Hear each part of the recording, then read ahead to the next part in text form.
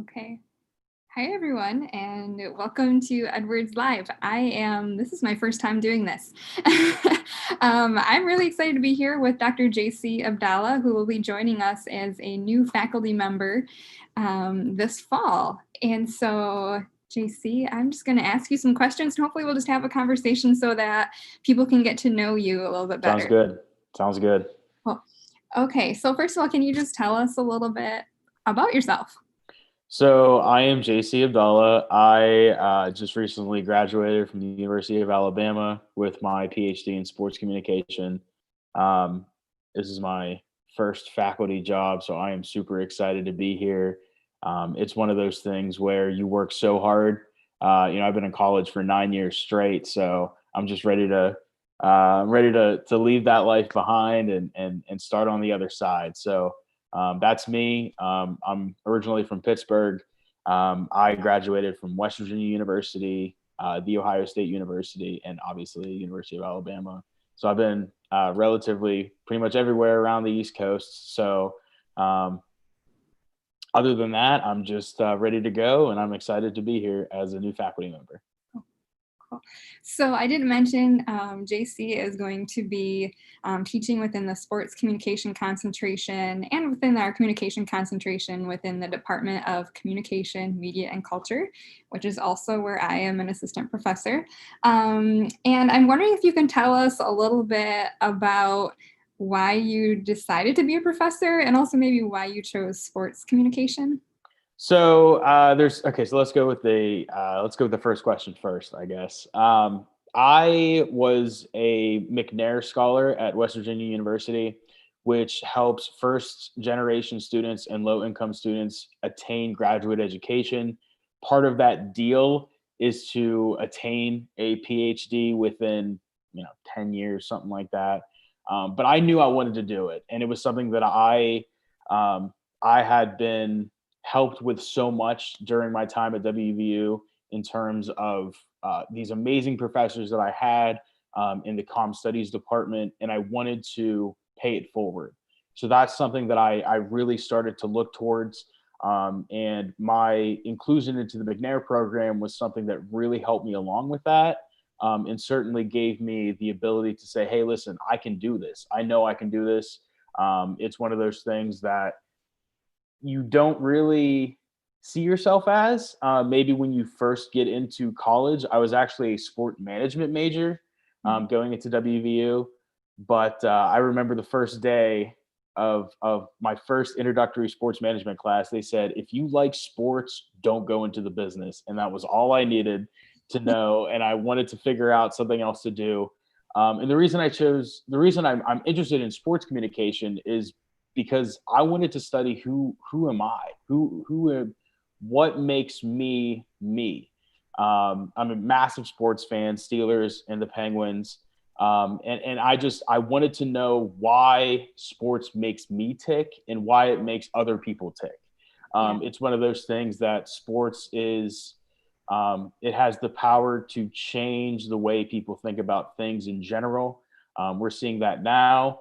We've seen that over the past couple of years. And I really do think that sports is so exciting. And it's something that brings everybody together, no matter the race, gender, political views, stuff like that. So that's really why I wanted to study it. And that's why I've decided to go in the way that I've decided to go. Yeah.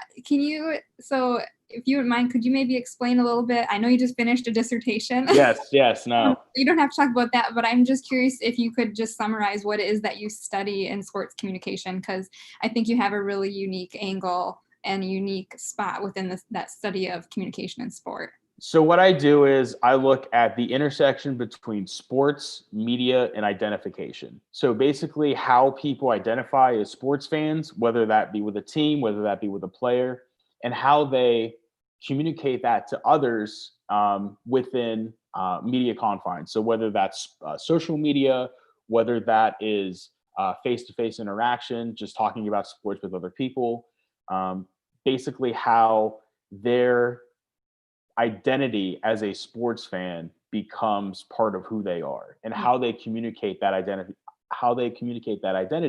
with other people as well. Yeah. It's one of those things that, for my dissertation, I examined college football fans and NFL football fans and how those two groups individually um, not only identified with their favorite team, but how did they interact with their favorite teams and interact with other fans of the same team. So it was really interesting to see how something that is seemingly um,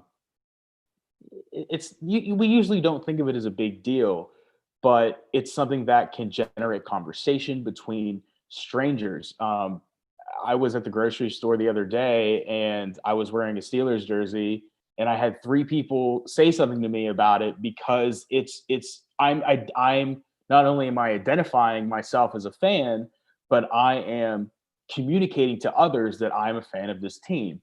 And that is a conversation starter. And that's what makes me really excited about this specific area, because it's something that people do very often. We just usually don't think of it as something that is that changes our day-to-day interactions, but it does, and that's something that I do. It's something that I'm really excited about in the future, not only now but in the future as well.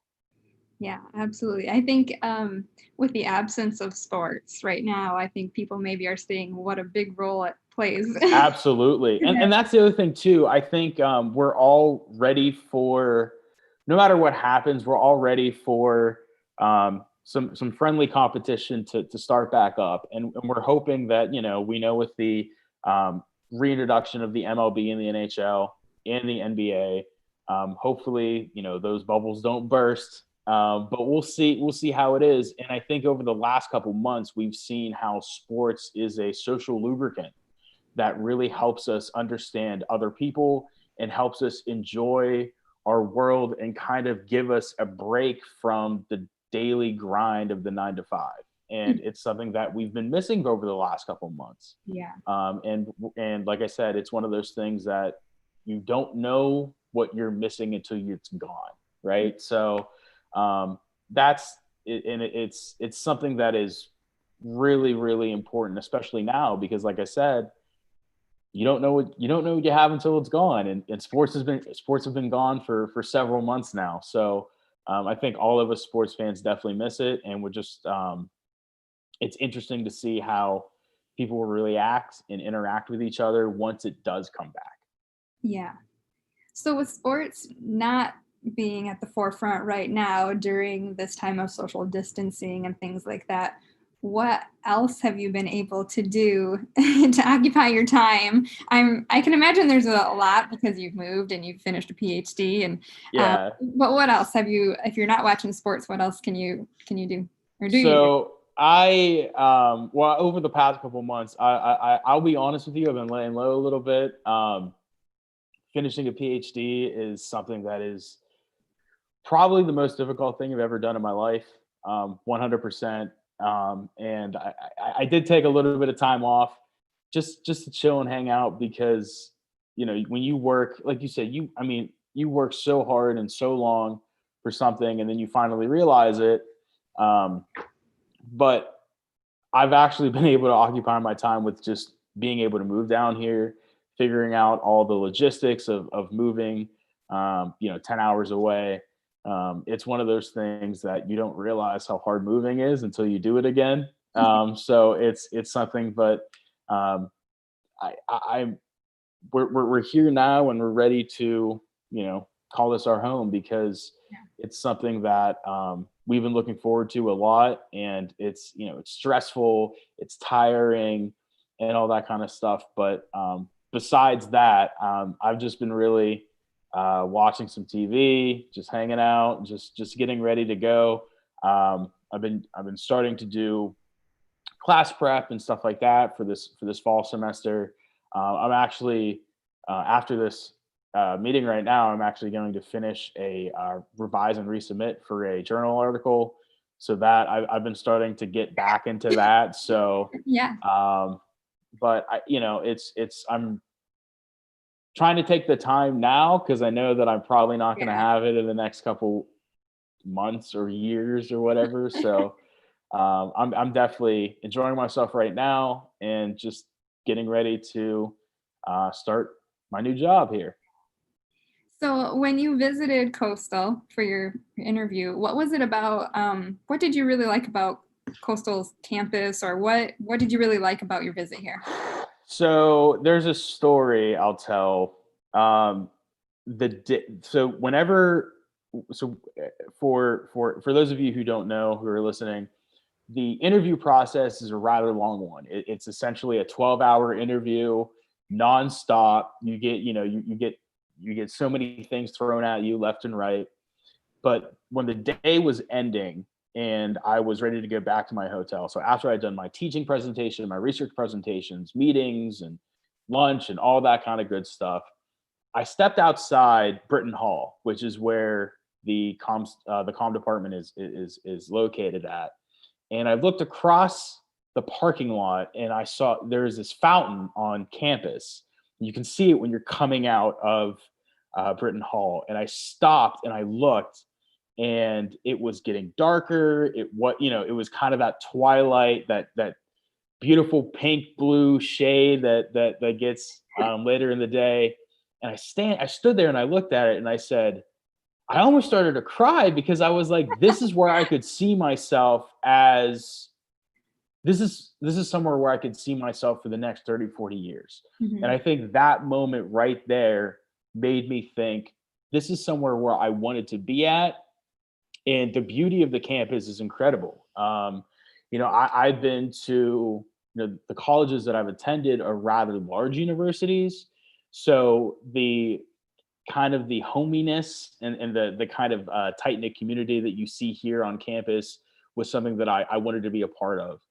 And I can't tell you how beautiful I thought campus was when I first came here, because it was just gorgeous. There's nothing that um, everything that I had um, everything that I had thought that the campus was going to be was definitely that when I came here, and it was just awesome. That's So cool. that's why I knew I wanted to be here, and I was so excited when I got the call. Yeah. One other thing you'll appreciate since you went to the Ohio State and other big universities is that you'll get to park right in front of your building. You won't have That to is walk something that you do around. not do at my other schools that I went to. Yeah, So that is what I am excited about. That just a quick that, two that's minute the thing 2 minute I'm walk. That's excited it. So I'm about. excited about that. Yeah, okay. So as we look towards the fall, we know there's a lot of uncertainty as we look towards the fall, but even among the uncertainty, what are you most excited about for the fall? I think just being part of the community. I've been on the one side for so long, but now that I'm on the other side of the student faculty kind of um, relationship there, I'm excited to start to pay it forward. I got a little bit of a taste of that when I was at Bama, because as a graduate teaching assistant, I actually I just wrote a letter of recommendation for my former students. I was on a reference call for one of my other former students, stuff like that. I'm ready to make an impact on people's lives, because I think, especially for those of them who aren't really communication, who really don't think communication is something that is important in our lives, but clearly it is, right? I mean, it's something that we do every day. And I've had several of my former students say that they'll never look at communication the same way again after they've taken my courses, because they understand that it's a vital part of our lives every single day. And it's one of those things that I'm really excited about, to reach to other students, and to interact and collaborate with other faculty members here, because I feel like we have such a good uh, relationship with each other, and I can definitely tell that. Mhm. So that's something that I'm really excited about. And I know in this time, it's uncertain. It's one of those things that is we don't really know, but I think we're doing the I think we're doing the best that we can do at this point in time. So it's one of those things that no matter what happens, I'm still excited to be a part of it. Yeah, that's awesome.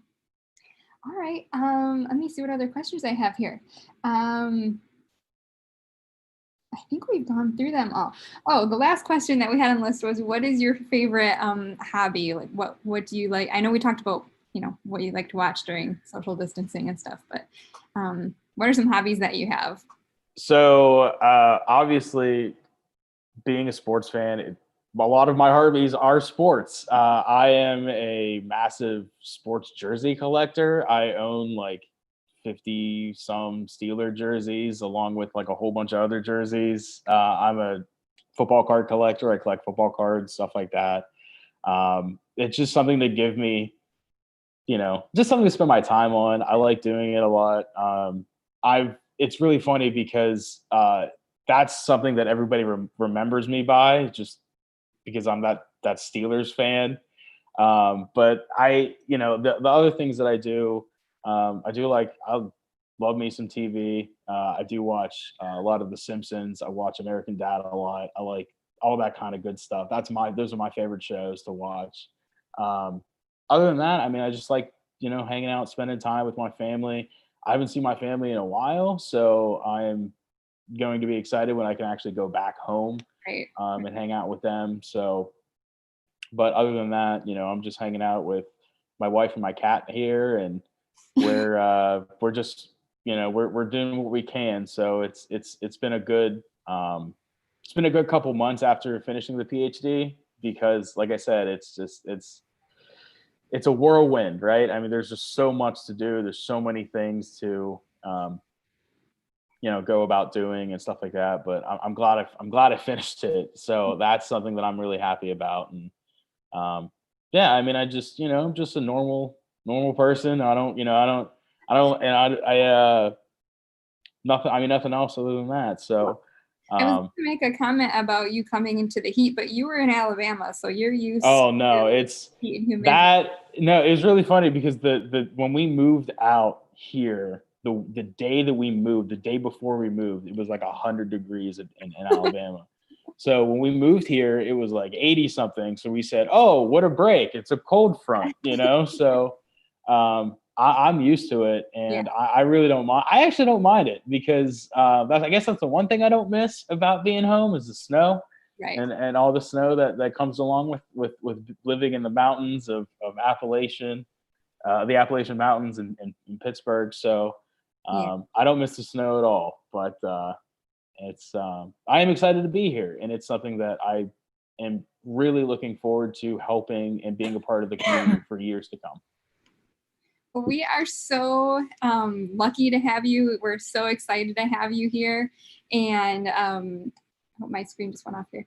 And I really thank you for taking the time in your summer to talk with us and kind of no worries. Other faculty. I hope you do get a break for a little bit this summer, take a break from all the dissertation work and your transition into a faculty position. And hope you also stay safe at this time. Absolutely. I look forward to seeing you in the fall. Thank you very much, Lindsay. I really do appreciate it. Yeah, it was great talking with you. Have a good one. You too. Bye-bye. Bye-bye.